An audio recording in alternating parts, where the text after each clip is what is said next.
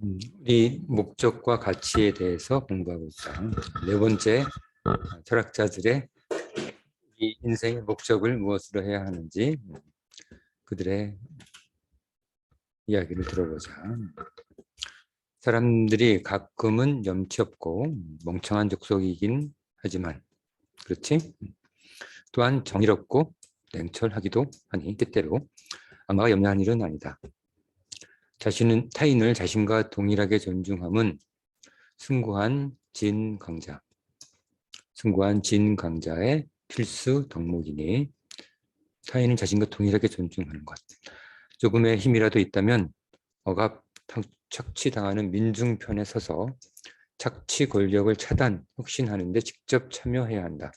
자신의 인생의 목적을 이렇게 혁신, 투쟁에 집어넣는 거지. 어진 사람의 일은 천하의 이익을 일으키고 해를 제거하는 일이다. 지금 천하의 해는 큰 나라가 작은 나라를 공격하고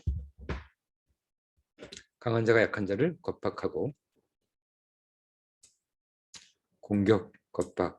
많은 사람이 적은 사람의 난폭하고 간사한 자가 어리석은 자를 속이고 귀한 사람이 천한 사람의 오만하다. 자, 이런 것들이 우리가 제거해야 할 일들이다. 군자함은 이를 바로잡기 위해 하나하나 차근차근하게 그리고 필요할 때 목숨을 걸고 행동하는 자이다.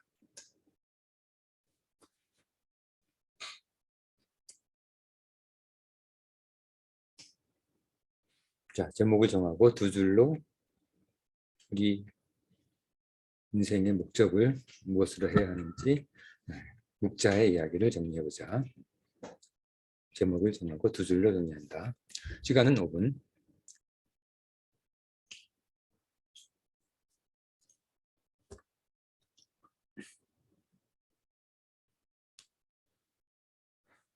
자, 다음 사람만 다음으로 넘어가자.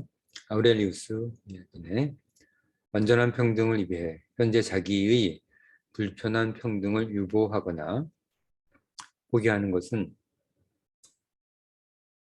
탐욕스러운 기득권자가 흔히 쓰는 술수에 걸려드는 것. 자, 이런 술수에 걸려들면 안 된다. 완전한 평등을 위해서 좀 참자. 그러면 안 되는 거야. 멈춤 없이 하루하루 평등을 향해 가야 맑은 산기슭, 평등한 세상이지 도착할 수 있다. 음습한 습지에서 먼 곳 연녹색 산 그림자만 바라보는 자는 먼 곳에 있는 평등한 세상이지 결국 그것을 벗어나지 못한 채 자신과 모두를 괴롭힐 것이니 제대로 된 나침반만 있으면 내일도 늦다. 당장 시작하라는 거야. 우선 그대 주위를 평등하게 하라. 세상의 이치가 눈에 들어온 후부터는 뭔가 깨닫고 난 이후부터는 자신의 힘으로 자신의 세상을 살아갈 수 있게 된 후부터는 같은 얘기지. 어느 누구의 지배자도 되서는 안 되지만 어느 누구의 노예도 되어서는 안 된다. 자, 아우렐리우스의 가르침을 제목을 정하고 두 줄로 정리한다. 우리 삶의 목적을 어떻게 정해야 하는지 아우렐리우스의 조언을 정리해보자. 시간은 5분.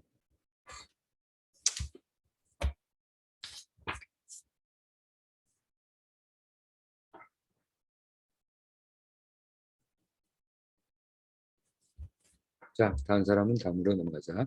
자, 톨스토이 사람은 무엇으로 사는가 해서 공부해보자. 선사 미하일은 이렇게 말했다. 인간이 그럭저럭 사는 것은 그들이 자기 자신을 걱정해서가 아니라 사람들의 마음에 따뜻함이 있기 때문이다. 내가 추위와 굶주림에서 벗어날 수 있었던 것, 엄마를 잃은 두 아이가 살아갈 수 있었던 건 모두 주위 사람들의 따뜻함을 통해서였다. 마음 따뜻함은 궁극의 평등을 위한 가장 궁극적 방법이다. 가장 구체적 방법이다.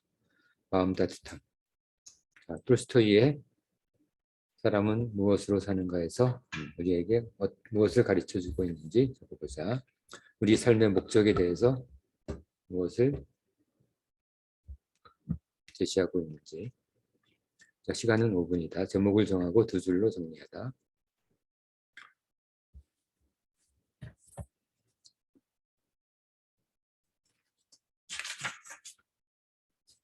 자, 다음은 7번째 이야기. 니체 이야기다. 타인을 위해 산다. 잠깐, 그것은 오해이다. 인류의 숭배라는 기독교의 이상을 오히려 능가하는 것이 볼테르에서 콩트에 이르는 프랑스 자유사상가들의 은밀한 동기였다. 인류의 타인을 위해 산다. 비슷하지? 오히려 기독교 사상을 능가해. 타인을 위해 산다. 볼테르, 콩트. 그들은 유명한 타인을 위해 산다라는 도덕적 정신으로 실제로 기독교를 초기독교화했다. 사회는 참으로 개인을 일반 사회 요구에 적응시키려고 하고 개인의 희생은 전체의 유익한 도구임을 느끼게 하는 것이 지금 유행이다.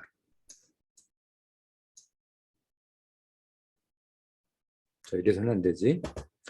그러나 그 위대한 전제가 무엇인지 대하여 여전히 매우 동요하고 있다. 정말 의심스러운 거야. 사람들은 개인의 악, 적의, 낭비, 비용, 사치를 고발하는데 지치지도 않는다. 절대적 칸트는 이러한 도덕을 반대하고 동정적 쇼펜하우어는 찬성한다. 타인에 대한 유행적 사랑은 개인을 부인해야 한다고 끊임없이 요구하고 이는 결국 개인은 파멸시키고 전체만 남길 것이니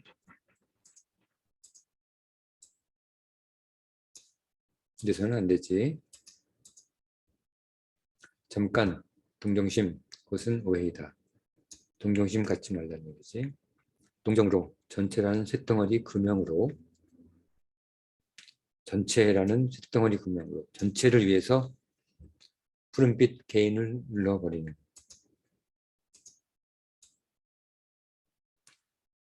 뭔가 냄새나는 악취나는지 악취나는 뭔가 악취가 나는 뭔가 냄새나는 전체를 위한 평등은 이제 필요 없다.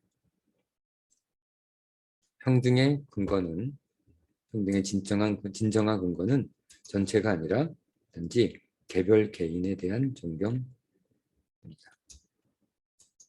니체 서강에서 말이다.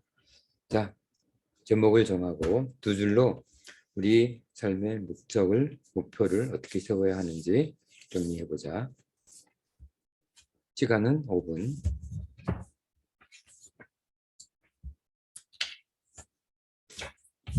자, 마지막 8번째, 단 사람만 넘어갔다. 체르케고르의 이야기다. 우리 삶의 목적에 대해서 공부해보자. 사람과 사람 사이에 도와주는 자가 된다는 것은 참으로 좋은 일이다. 그렇지? 도와주는 자. 그러나 이 도움은 많은 경우 기만일 수 있으니 그것은 생성과 거리가 멀기 때문이다. 가령 소크라테스를 생각한다면 선생이 제자가 스스로 만족하도록 도와주는 대신 그가 선생에게 어떤 힘을 입고 있다고 믿게 한다면 선생의 사랑은 모방과 종속을 유도하는 다만 자기 기만일 뿐이다.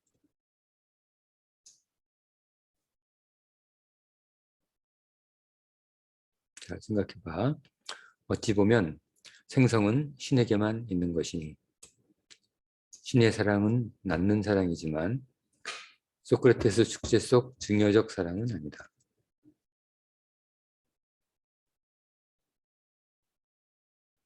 이게 주는 증여적 제자에게 주는 이런 증여적 사랑이 아니라 낳는 사랑이어야 한다는 거야. 신의 사랑은 제자와 선생의 관계가 아니라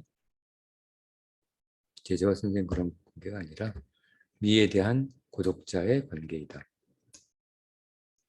자, 이거 강조해보자. 미에 대한 고독자의 관계. 고독자는 미를 보고 자기 나름대로의 미를 새롭게 창조해내지.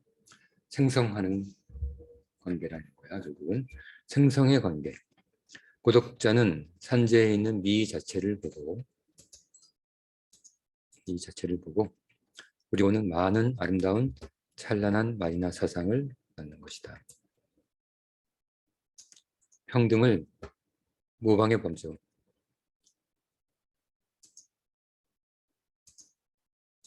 종속의 범주로 몰아간다면 평등은 악마에게나 좋으라. 진정한 평등적 사랑은 신적 생성이며 무언가 창조하도록 도와주는 거야. 생성하도록. 타인을 스스로 즐거워하는 개체로서 다시 태어나게 하는 것이다. 키에르케고르의 철학적 단편에 나온 말이다. 자, 키에르케고르가 자신의 삶의 목적을 어떻게 잡아야 하는지 가르쳐주고 있다. 제목을 정하고 두 줄로 핵심 내용을 정리한다. 시간은 5분.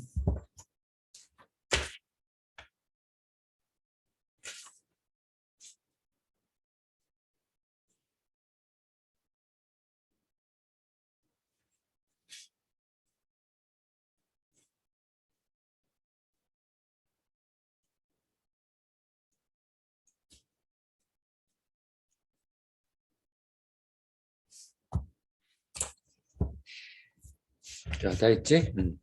자, 다음은 이 지혜의 여신 아테나가 하는 말 들어보자. 인류 정신이 재현한 인간의 따뜻함, 인간에 대한 존경,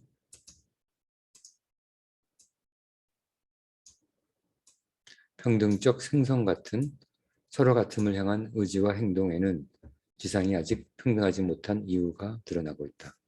지혜의 신으로서 나는 지상의 사람들에게 이렇게 전한다. 신념을 이루려면 타인을 고려하지 못할 수 있다. 그렇지? 그런데 그 신념이 타인을 위한 것이라면 우스운 이야기지. 저녁 잔치상에 점심을 거를 수는 있어도 언제인지 모르는 잔치상에 계속 굶을 수는 없다. 지금 먹을 것을 찾아라.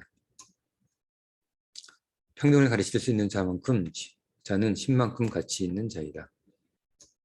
아무나 평등을 가르칠 수 있는 게 아니지. 행동하고 의지하지 않는 평등은 복종하는 것과 다르지 않다. 자, 여기까지다.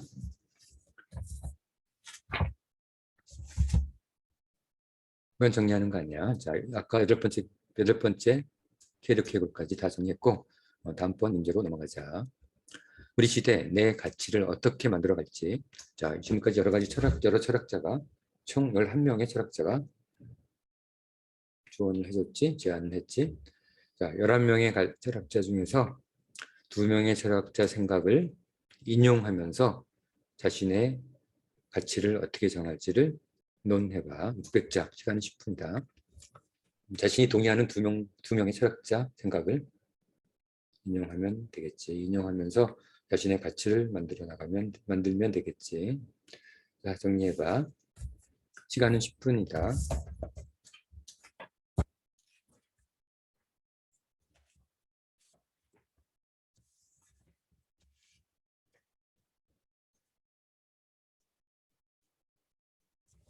자, 다음 사람은 다음으로 넘어갈 거야.